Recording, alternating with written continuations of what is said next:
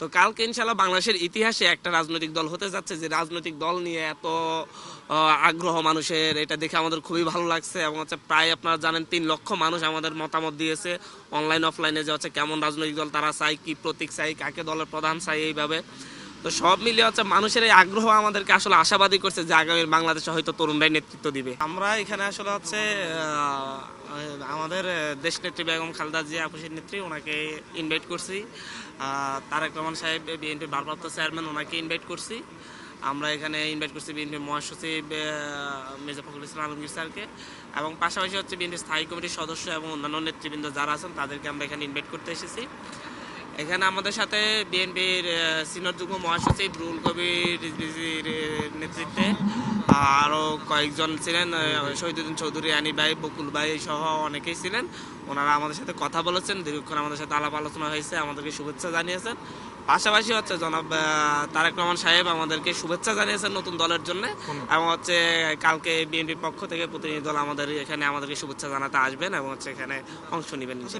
না, এই যে ফ্যাসিবাদ বিরোধী যে রাজনৈতিক দলগুলো আছে তারা সকলেই আমাদের এই উদ্যোগকে অ্যাপ্রিসিয়েট করছে, সকলেই আমাদের এই উদ্যোগকে খুশি, মানে তারা আনন্দভাবে গ্রহণ করছে। এবং আমরা যাদেরকে দাওয়াত করছি তারা অধিকাংশই আমাদের এখানে আসার জন্য আগ্রহ প্রকাশ করেছে। আমরা প্রধান উপদেষ্টা সহ উপদেষ্টাদেরকেও দাওয়াত করেছি, আমরা সকলকে দাওয়াত করছি, সিভিল সোসাইটিকে দাওয়াত করছি, শহীদ পরিবারকে দাওয়াত করছি, আমরা আহতদেরকে দাওয়াত করছি। আমরা আসলে হচ্ছে বাংলাদেশের একটা সকল শ্রেণী পেশার মানুষকে আগামীকালকে এখানে মানিক মিয়া বনিতে একত্রিত করতে চাচ্ছি।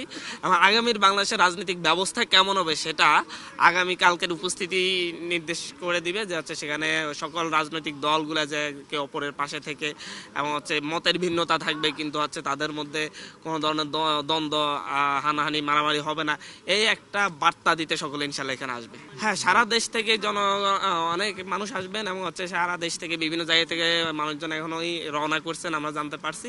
আমরা আশা করি আমরা আপনাদের মাধ্যমে সারা দেশের সকল জনসাধারণকে আমরা আহ্বান করেছি আগামীকালের প্রোগ্রামে যেন তারা হচ্ছে অংশগ্রহণ করে।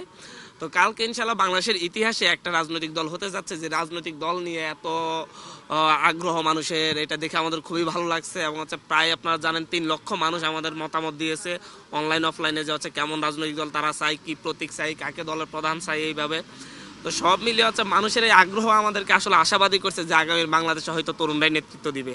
মানুষ যখন আসবে তখন এটা দেখা যাবে, আগামীকালকেই এটা প্রমাণ হবে। তবে একটা বিষয় তো স্পষ্ট, বাংলাদেশের মানুষের রাজনৈতিক দল, গণমানুষের রাজনৈতিক দল রাস্তা থেকেই, রাজপথ থেকেই তৈরি হচ্ছে, এবং সেই রাজপথে মানুষরা অবশ্যই সাড়া দিয়ে আসবে। না, ছাত্রদের সংগঠনটা তারা হচ্ছে একান্তই তাদের ছাত্র সংগঠন, এটা কোনো ধরনের লেজুর ভিত্তিক বা কোনো ধরনের আমাদের কোনো সংগঠন না, আমাদের সহযোগীও না। সুতরাং সেখান থেকে যদি কেউ ব্যক্তিগতভাবে এখানে আসবে, কিন্তু দলীয় ভাবে আমরা ছাত্র সংগঠনগুলোকে দাওয়াত করছি, দলীয় ভাবে অন্যান্য ছাত্র সংগঠন আসলে তারা হয়তো আসবে, আমরা জানি না তারা কি করবে। তবে হচ্ছে আমরা বলছি যে হচ্ছে সারা দেশের ছাত্র জনতা, শ্রমিক সকলে এখানে অংশগ্রহণ করবে বলে আমরা আশা রাখছি। প্রস্তুতি কেমন? প্রস্তুতি চলছে, আমাদের মঞ্চ তৈরির কাজ চলতেছে এবং পাশাপাশি মাইক লাগানোর কাজ চলতেছে। 10টা থেকে আমাদের এই কাজগুলা শুরু হবে।